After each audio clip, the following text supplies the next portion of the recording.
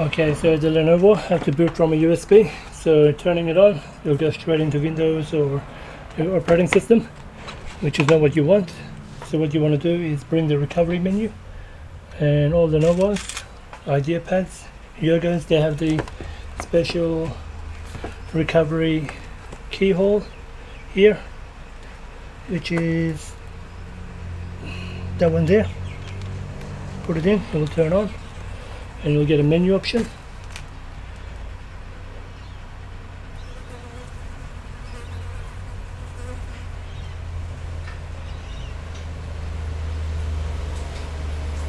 And we're going to go into BIOS setup. We're going to go to security, secure boot disabled, and boot mode, that's fine. If you want to boot off a CSM style USB, you choose that, but leave it as UEFi. F10 save settings, one sec. Alright, so this is what happens. That's perfectly fine, and it brings up the boot menu because there's nothing to boot from.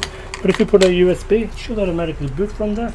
So, and the hard drive I put in has no operating system, but you normally won't get that, so I'm going to turn it off, and I'll show you from the beginning.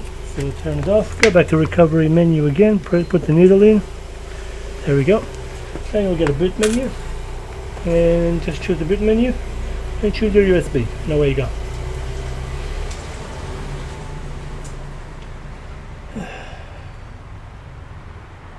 And after finishing your installation, you just simply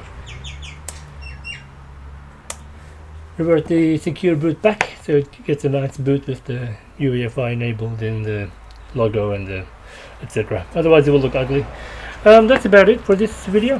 Thanks for watching. See you in the next one. Thanks for watching. Please subscribe to support this channel.